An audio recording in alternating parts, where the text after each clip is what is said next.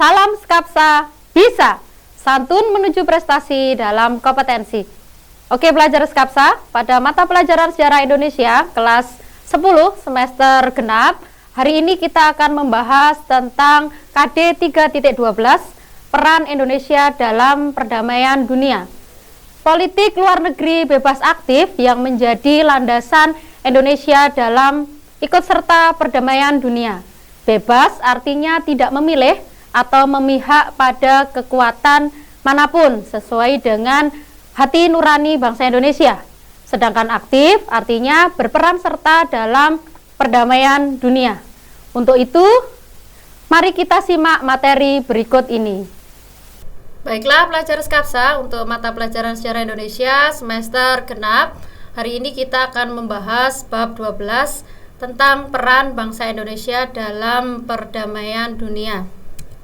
Untuk tujuan pembelajaran, 1. Peserta didik mampu mendeskripsikan munculnya organisasi-organisasi bersifat regional dan global. Yang kedua, peserta didik mampu menganalisis pengaruh Perang Dingin terhadap munculnya organisasi-organisasi yang bersifat regional dan global. Yang ketiga, peserta didik mampu menganalisis peran bangsa Indonesia dalam perdamaian dunia melalui munculnya organisasi-organisasi yang bersifat regional dan global. Yang pertama kita bahas adalah Konferensi Asia Afrika atau sering disebut dengan KAA. Pada tanggal 28 April sampai 2 Mei 1954 diselenggarakan Konferensi Kolombo di Sri Lanka yang menjadi pelopor diadakannya Konferensi Asia Afrika atau KAA. Dihadiri oleh 5 negara, yaitu 1. Ali Sastro Amijoyo sebagai Perdana Menteri Indonesia, yang kedua Jawaharlal Nehru sebagai Perdana Menteri India, yang ketiga Unyu sebagai Perdana Menteri Burma atau Myanmar sekarang, yang keempat ada Muhammad Ali, Perdana Menteri Pakistan, dan yang kelima Sir John Kotelawala sebagai Perdana Menteri dari Sri Lanka. Nah, dari tindak lanjut pembicaraan tersebut adalah dengan diadakannya Konferensi Bogor. Konferensi ini menghasilkan beberapa keputusan. Yang pertama, akan diadakan KAA di Bandung pada bulan April 1955. Yang kedua, menetapkan kelima negara peserta Konferensi Bogor sebagai negara-negara sponsor atau sebagai negara-negara pendiri dari KAA. Yang ketiga, menetapkan 25 negara di Asia Afrika yang akan didukung. Hasil dari Konferensi Bogor ini ada Dasasila Bandung. Untuk isi dari Dasasila Bandung nanti silakan disimak di Google Classroom, materi di Google Classroom. Nah, peran Indonesia dalam KAA yaitu pemerintah Indonesia berhasil menyelenggarakan Konferensi Asia Afrika pada tanggal 18 sampai 24 April 1955 di Bandung. Yang kedua, pada tanggal 25 Agustus 1953, Perdana Menteri Ali Sastro Amijoyo menyatakan pentingnya kerjasama antara negara-negara di Asia dan Afrika di depan DPR. Yang ketiga, pernyataan Ali Sastro Amijoyo tersebut mencerminkan bahwa prakarsa penyelenggaraan KAA adalah Indonesia. Bisa dilihat di gambar, ini adalah gedung sebagai tempat diselenggarakan KAA di Bandung. Yang kedua, kelanjutan dari Konferensi Asia Afrika terbentuk gerakan non-blok. Pada tanggal 1 sampai 6 September 1961 diadakan konferensi tingkat tinggi. Dalam KTT di Yorgan, inilah didirikan GNB, Gerakan Non-Blok, yang diprakarsai oleh 5 negara, Indonesia, Hindia, Yugoslavia, Ghana, dan Mesir. Tujuan didirikan non-blok antara lain memelihara perdamaian dan keamanan internasional. Yang kedua, mengusahakan tercapainya pelucutan senjata secara umum dan menyeluruh di bawah pengawasan internasional efektif. Yang ketiga, mengusahakan agar PBB, Perserikatan Bangsa-Bangsa, berfungsi secara aktif. Yang keempat, mengusahakan terwujudnya tata ekonomi dunia baru. Yang terakhir, mengusahakan kerjasama di segala bidang dalam rangka mewujudkan pembangunan ekonomi dan sosial.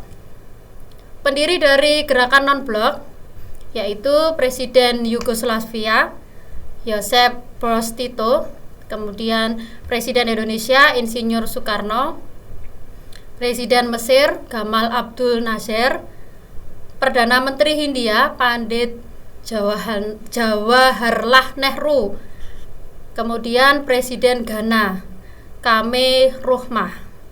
Nah, seperti di gambar ini adalah lambang atau logo dari gerakan non-blok. Kemudian didirikan gerakan non-blok ini tujuannya adalah meredakan ketegangan dunia sebagai akibat persaingan dan permusuhan dari dua non-blok adidaya. Yang kedua, mengusahakan tercapainya suasana dunia yang aman dan damai. Yang ketiga, mengusahakan terwujudnya hubungan antar bangsa secara demokratis. Yang keempat, menantang kolonialisme, politik apartheid, dan rasionalisme. Yang kelima, memperjuangkan kebebasan dalam bidang ekonomi dan kerjasama atas dasar persamaan derajat. Yang keenam, meningkatkan solidaritas di antara negara-negara anggota gerakan non-blok. Terakhir, menggalang kerjasama antar negara berkembang dan negara maju menuju tercapainya tatanan ekonomi dunia baru. Sedangkan peran Indonesia dalam gerakan non-blok adalah satu, sebagai salah satu negara pemrakarsa gerakan non-blok, kemudian sebagai salah satu negara pengundang dan konferensi pada tingkat tinggi atau konferensi tingkat tinggi pertama gerakan non-blok. Yang ketiga, Indonesia juga berperan dalam meredakan ketegangan di kawasan Yugoslavia pada tahun 1991. Kemudian keempat, memecahkan masalah-masalah dunia berdasar pada azas keadilan. Yang ketiga, ada pengiriman kontingen Garuda sebagai pasukan Indonesia dalam misi perdamaian dunia. Kontingen Garuda dikirim pada 5 November 1956 di Sekretariat PBB, membentuk Komando PBB dengan nama United Nations Emergency Force atau UNEF. Kemudian pada tanggal 8 November 1956, Indonesia menyatakan kesediaannya untuk turut serta menyumbangkan pasukan UNEF. Kemudian mengirimkan pasukan UNEF ke Mesir pada tahun 1956, Kongo 1960, kemudian ke beberapa negara di Timur Tengah pada 1973, 1974, 1975 sampai 1979. Kemudian ke Irak dan Kuwait pada tahun 1992 sampai 1995. Sedangkan pada masa reformasi, pengiriman pasukan Garuda atau kontingen Garuda sebagai pasukan perdamaian kembali dilakukan. Salah satunya ada di Kongo pada tahun 2003 sampai 2005, kemudian Liberia 2003 sampai 2009, Sudan 2008 sampai 2009, dan Lebanon 2006 sampai 2007. Kemudian yang keempat kita bahas ada Nation of Asian Nation atau sering dikenal dengan ASEAN. Nah, latar belakang dan struktur organisasi ASEAN ini didirikan pada 8 Agustus 1967 di Bangkok.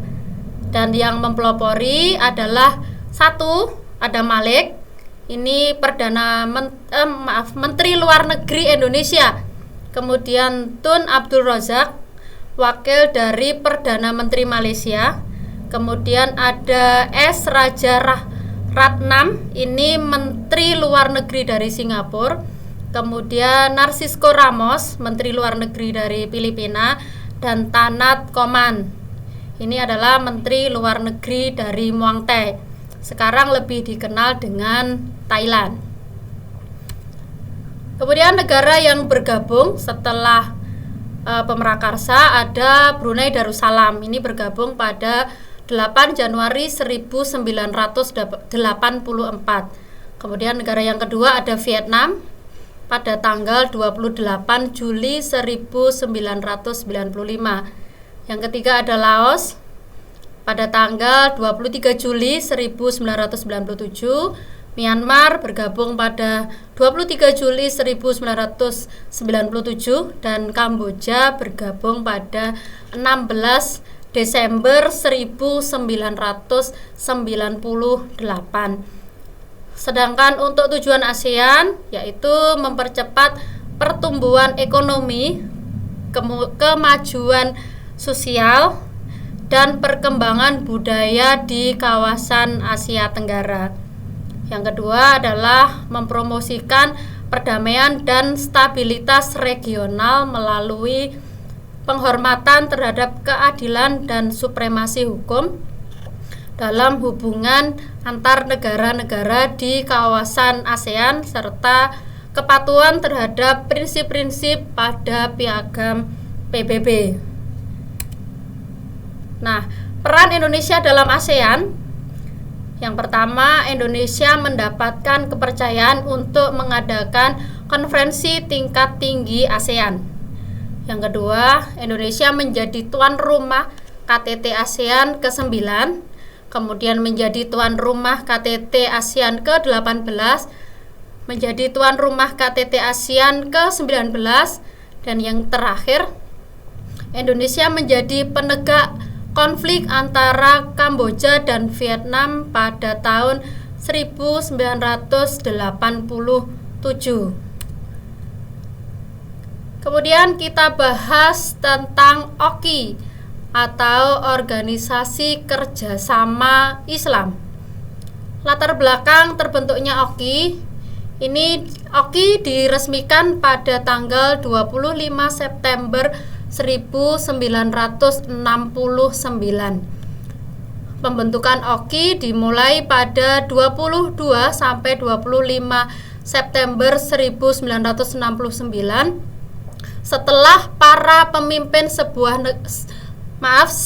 negara melaksanakan KTT ASEAN di Rabat, Maroko. Ini diprakarsai oleh Raja Faisal dari Arab dan Raja Hasan II dari Maroko.